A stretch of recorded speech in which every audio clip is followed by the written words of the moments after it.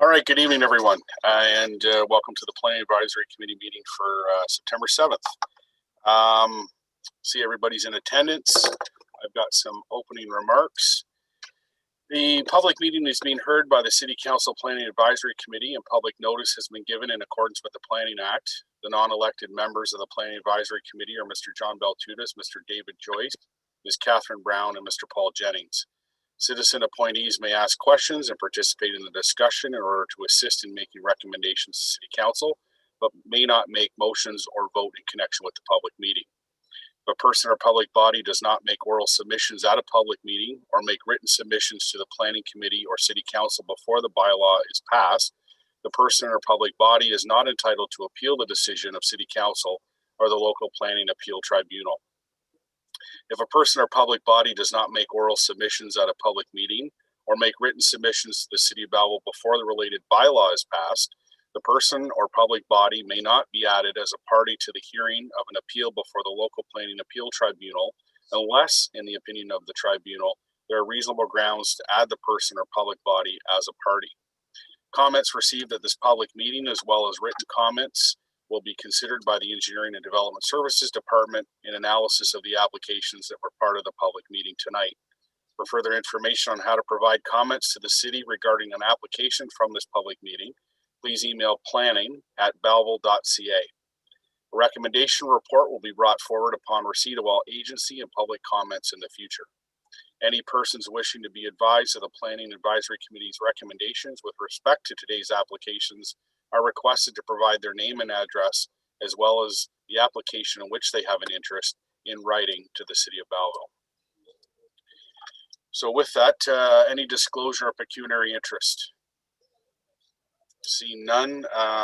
Public meetings, notice of complete application and introductory public meeting, application for proposed zoning bylaw amendment, bylaw 3014 for 240 Bethel Road, former Township of Thurlow, now City of Belleville. File number is B-77-1145. Owner applicant is Todd Hogan, and present the application. Thank you, Mr. Chair. We'll just have the perfect. Thank you, Mark. The subject property is approximately 35.6 hectares, which is about 88 acres, and is currently zoned rural zone as well as hazard zone in zoning bylaw 3014. The property is currently improved with a dwelling, a farm building, and a cabin with associated outhouse building. An order to comply was issued by the City of Belleville's Building Division to the owner for constructing the existing cabin and associated outhouse building without a building permit. The application proposes to amend the rural zoned portion of the subject property to permit cabins approximately 100 to 200 square feet in size to be used for short-term rental accommodation as an accessory use to a farm operation on the property. The owner has proposed that the cabins would be used to promote rural tourism, and no additional special provisions are proposed to the rural zone. The official plan designation of the subject land is rural and environmental protection. And staff have received written correspondence from members of the public regarding the proposal. All correspondence will be addressed and included in the staff recommendation report, which would be provided once all available information is prepared and staff are ready to make a recommendation to PAC. Thank you, Mr. Chair. Thank you, Ms. McAdam. And I see we have Todd Hogan, the applicant owner, will make a presentation.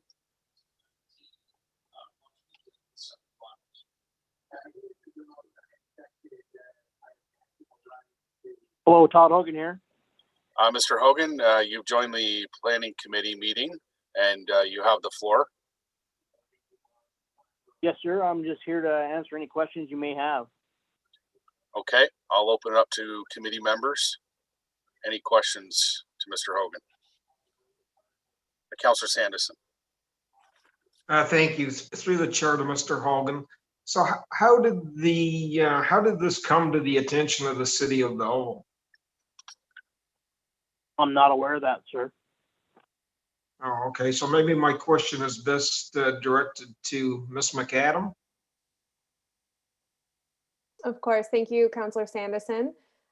So this initially came to the attention of the City of Belleville due to um, building the owner constructing without a permit on the subject property. So the current cabin there is one current cabin in existence on the subject property, and it was constructed without a building permit.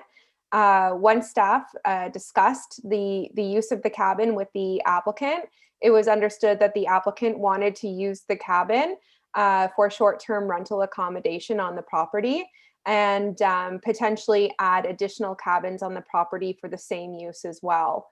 So with that, we recommended that they apply for a rezoning, as the current zoning would not permit the existing cabin, even if it had a building permit, to be used for or for sleeping or for tourist accommodation. So twofold there. Okay, so let me, if I can just add to that question. So let me build on what I think I'm hearing. Mr. Hogan has built a cabin with an outhouse and didn't have the permit to do that. And not only didn't he have the permit, that a permit can't be issued because of the zoning. What my question was directed at is, who brought this issue to our attention? Was it Mr. Hogan? Was it one of the neighbors? How did the city become aware that there was a problem here? It's my understanding that it was a complaint. Okay, thank you. By the city. Okay. Any other questions, Mr. Hogan? Mr. Joyce. So continuing with that, Councillor Sanderson, was this cabin being used for the future purposes of short-term accommodation, or was it just being constructed, or what was the status of this one particular cabin? To the chair, if I could. Sure. Mr. Hogan, are you able to answer that? Yes, it was used for about 2 months on short-term accommodations through Airbnb. Okay, Mr. Joyce. Okay, so as Councillor Sanderson said, it was without permit or the appropriate zoning at that time. Were you aware of that, or? No, I never crossed my mind. It's a very small cabin, deep in the woods, nobody around. I built it originally with the thought of taking my granddaughter out there to camp, and then friends of mine inquired about using it, and I thought, well, I guess so. And then they said, well, maybe you should try renting it when you're not using it. So that's how it developed, and that's where we are today. Okay, and just final, if I could, to the chair, you're looking at 3 more additional cabins, is that correct? Plus the one that's there today? Probably 2 more, with the additional one that's there now, similar to what I have. Yeah. Okay, so 2 plus 1, similar to what you have now, and appropriate outhouse facilities or whatever for the cabins then. So, okay, thank you, Mr. Chair. Okay, Ms. Brown. My question most likely is for Ms. McAdam. In a short-term accommodation that resides within a residential area, is it currently zoned residential or is it zoned commercial? Through you, Mr. Chair. So this property is actually primarily zoned rural. So it's the application is being made in support of agritourism policies that exist in the official plan that permit limited opportunities for rural tourism, including overnight accommodations, and those would typically be accessory to an existing farm operation. So my follow-on question would be, is this property currently an active farm? So staff did visit the site alongside with Quinte Conservation. we walked the site. We observed a number of Christmas trees being grown, which the applicant did note in their application as their one of their primary source of their farm operation. So we noticed a number of Christmas trees being grown. They're still in their early stages right now. And also potential for sugar bush operations. The applicant noted that they were going to be tapping in their maple trees and then selling farm-raised eggs on the property. So my final ancillary part of the question then is, this would be considered under agritourism as opposed to a commercial entity for short-term accommodations?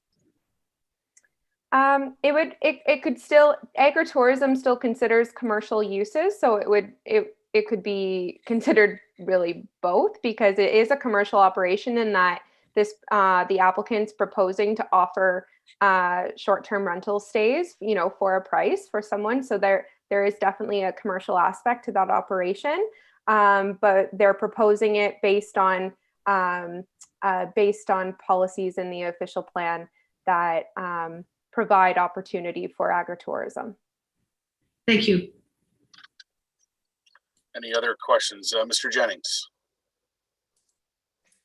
Thank you. Through the chair, I have a question for the applicant. Could you, I guess, give us a little bit of a explanation or justification as to how this agritourism connects to the agriculture? So I guess what I'm thinking of here is Christmas trees are in the winter, sugar bushes in the winter, and there's no facilities of flowing water or just outhouses. How is your tourism going to stay in these uninsulated cabins with no washroom facilities during the winter time to tie it to the tourism of the farm? Maybe you could explain exactly who's going to be renting it under what agritourism context for us. Mr. Hogan? Well, yes, thank you. First of all, the cabin is insulated and has a wood stove inside to keep it warm.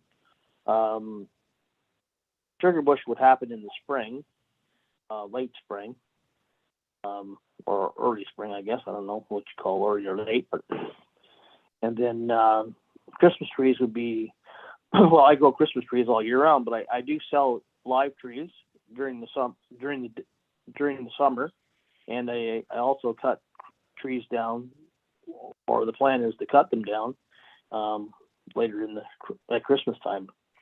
I have over 7,000 trees planted, and during COVID, the last couple of years, I haven't planted the last 2 years because of COVID.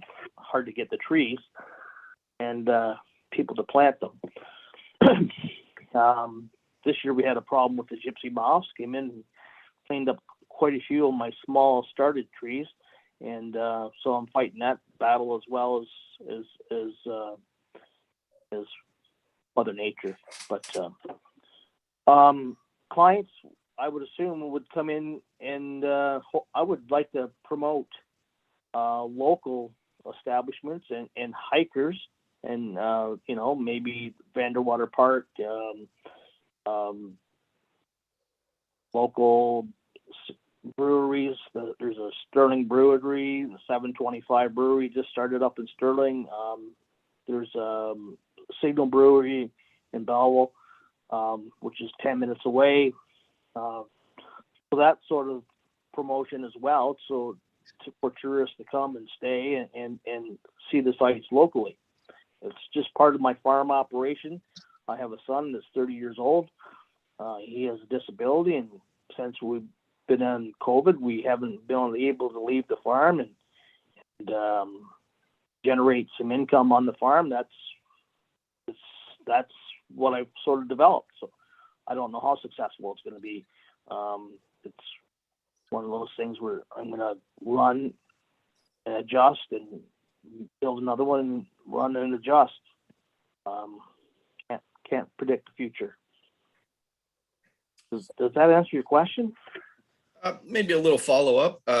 So it sounds like you're expecting really just to be renting over the summer when you're not doing the trees and the maple sugar or the maple syrup running. It's kind of a secondary Well, in the off season. not necessarily. I'm thinking I can't predict when the off season will be. In my mind, the off season may be September, October, November, December, when most people who like to be in nature and want to escape from everyday life and seek some solitude in the woods, maybe where they would go to maybe a provincial park in the summertime in a tent. Now it's too cold for that, and the cabin may be more suitable. That's my thought. I don't know. Okay. Yeah, I'm just trying to put the link between the agriculture and the actual rental property. But thank you for your input. Any other questions from committee members? Councillor Kelly. Thank you. Through you, Mr. Chair. Mr. Hogan, just a couple of things. Do you employ anybody right now, or do you see employment in the future if something was to happen with the other potentially one or two cabins on the property? And also, you mentioned that you've rented out the cabin already. Are you aware of the MAT tax, the municipal accommodation tax in the city? And if you are, have you been submitting your MAT tax like hotels have to? Mr. Hogan?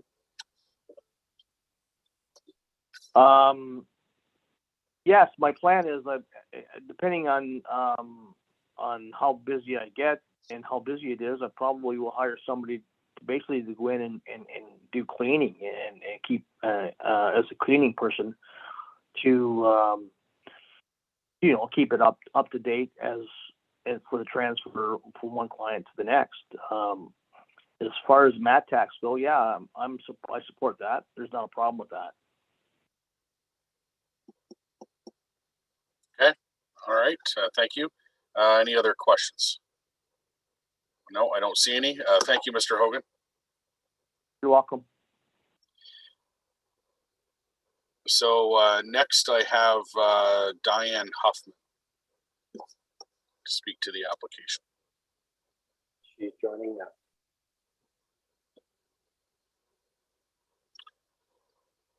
Ms. Huffman, you're in the meeting. If you'd like to activate your microphone, and if you have a camera, you can activate that as well. Okay. Thank you. You have the floor. Thank you very much, and pleasure to be here. I just want to first off thank Thomas Deming, the city planner, for assisting me in advance. He answered a lot of questions on my behalf. A lot of my questions that I have were more gaining a better understanding of your zoning act, planning act, and so on, to help me to understand what was happening. Our property is adjacent to Todd's property, so we're just sort of concerned about some of the, potential noise, fire hazard, and risk to the hazard lands. We are environmentalists, both my husband and I. So we were just more concerned about the strategies and the requirements that will have to be put in place if these cabins are to go ahead, because it is hazard land, and there's already been a bridge put across a creek that I don't know if that was also should have been part of the permit in terms of building and so on. The trails I'm not really worried about. We really don't necessarily object to this, other than one of our big concerns is that if the zoning is changed to ensure that the stipulations that have been presented on the request are followed, that the cabins aren't any bigger than what they say they're going to be, that the locations are consistent with the locations indicated. And also some of the alternatives like the parking and boundaries, property boundaries adjacent, setbacks. There is nothing about setbacks, and there hasn't been a requirement, and I've been told there won't be a requirement for a site plan. So I'm quite concerned about location of cabins that would be within the boundary limits, adjacent to different properties. It's not my business to be concerned about the parking of visitors, but it is very close to the adjacent property. If that owner isn't concerned, then, you know, I would be concerned if it was my property. So we're concerned that the cabin that's on our side of the hazard land may be very close to our boundary. So that's, you know, we're concerned about being thought of as not in my backyard, but we are concerned. Noise, there'll be ATVs and so on coming through that have not been part of the landscape for the last number of years that we've been here. But the other concern that we had was the waste management of the facilities. These were all environmental concerns. I assume that they've been taken care of by the Conservation Authority in terms of what kind of restrictions and requirements would be put in place for the outhouses, that it won't affect the water quality. You may think it's far away from us, but we don't know which way the underground water flows, and this could impact water quality. So those were some of the concerns we had, and also sort of setting precedents in terms of this. So just the caution of the number of cabins. I was pleased to hear that Todd is only considering maybe 2 more cabins rather than 3. But like, as long as it's not, like, we're not overly concerned about the number, as long as there's not more than that. And once you sort of approve a zoning, would it have these stipulations for that particular property, or now that it's zoned for this use, will he be able to put as many as he wants on there? So those are some of our concerns. Nothing really to prevent the change, just more to have some stipulations within it. Okay, oh, thank you, Ms. Huffman, and I know staff have made note of some of those concerns, and that will be analyzed before it comes back to the committee. Any questions from committee members? Okay, I don't see any. Ms. McAdam, do you have any comments or anything based on what was presented here? Thank you, Mr. Chair, and thank you, Ms. Huffman, for your comments. We have made notes, and we've definitely been discussing number of cabins, as it wasn't specifically requested in the proposal. So we have been discussing that with the applicant on solidifying the proposed number of cabins, and we'll take your comments with respect to your other considerations and address them in a future recommendation report. Okay, thank you. Okay, thank you. So I don't see any more questions or comments. So thank you, Ms. Huffman. So with that, I need a motion that the Hogan application B-77-1145 be referred to the regular planning meeting for future consideration. Councillor Alsop, Councillor Sanderson, all in favor? That's carried. Thank you. And then I need a motion to adjourn this portion. Councillor Feeney, Councillor Kelly, all in favor? That's carried. Thank you. So we're moving on to the Planning Advisory Committee meeting. I see everyone is in attendance. Any disclosure of pecuniary interest and general nature thereof? Seeing none, I need a motion to reading confirmation of the minutes of the City Planning Advisory Committee meeting and Planning Advisory Committee meeting held on August 3rd, 2021, that they be approved. Mr. Baltutis, Councillor Sanderson, all in favor? That's carried. Thank you. No deputations and correspondence. I need a motion to receive the additional information that was received by the clerk's office. Councillor Feeney, seconded by Mr. Jennings. All in favor? That's carried. Okay, referrals from the public meeting. There's a resolution. So notice of complete application introductory public meeting for proposed zoning bylaw amendment, bylaw 3014 for 240 Bethel Road, former Township of Thurlow, now City of Belleville. Owner applicant is Todd Hogan. Resolution reads that report number PP-2021-48 dated September 7th, 2021 regarding notice of complete application and introductory public meeting for proposed zoning bylaw amendment, bylaw 3014 for 240 Bethel Road, former Township of Thurlow, now City of Belleville, be received as information, and that staff report back at such time as input from the public, commenting agencies, and municipal departments has been received, assessed, and addressed to the satisfaction of the Engineering and Development Services Department. Get somebody to move that, please. Councillor Sanderson, Mr. Baltutis. Any questions or comments? Seeing none, all in favor? That's carried. Thank you. Moving on to reports, 7.1 staff recommendation for report for proposed zoning bylaw amendment, bylaw 3014 along Cloverleaf Drive for part of lot 2, concession 3, former municipality of Thurlow Township, now City of Belleville. Owner is GCL Developments Limited. Agent is IBI Group.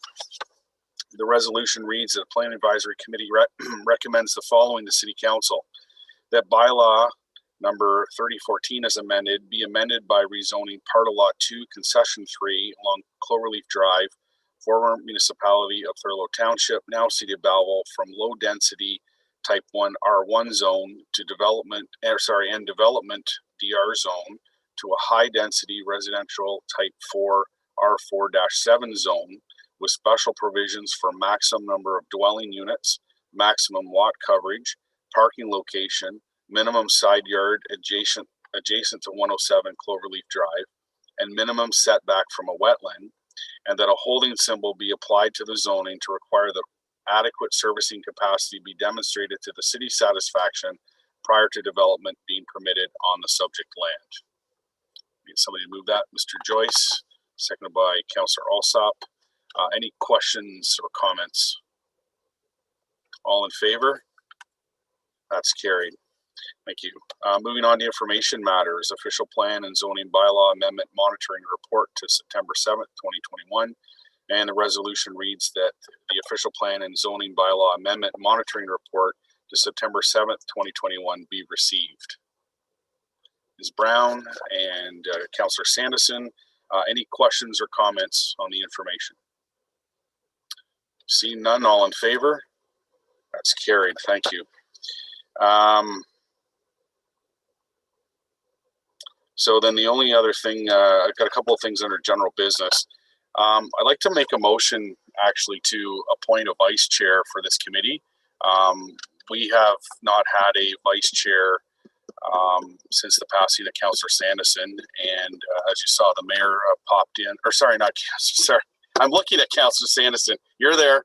Sorry, Councillor Culhane. And so the mayor popped in at the beginning of the meeting to just make sure, because there was concern whether I could make it. So I'd like someone to make a motion to have a vice chair, and that way we've got some coverage. Councillor Feeney, go ahead. I think it's a great idea because, we're all busy, and, it's good to have some, consistency, and I think it's a good idea. Okay, I need someone to make a motion. Yeah, Councillor Alsop. I would like to make the motion that we have a vice chair for the city council planning meeting or a committee. I need a name. Oh, you put forward a name? I need a name. Councillor Alsop. Other than yourself. Oh, great. That makes me feel better, actually. I'll go with John Baltuitis. It's got to be a council member. Councillor Sanderson. Okay. Seconder.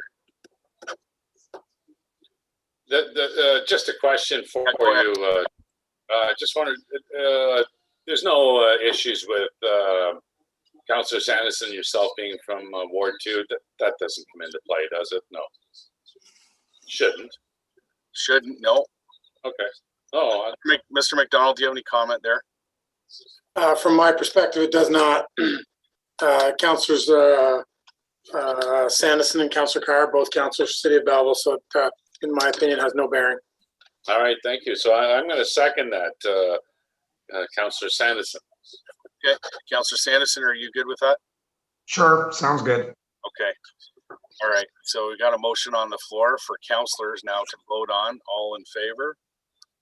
That's carried. Thank you. Any other general business? Okay. I have closing remarks. The Planning Advisory Committee's applicable decisions will be forwarded to the City Council for consideration, forming part of the agenda for the City Council meeting to be held.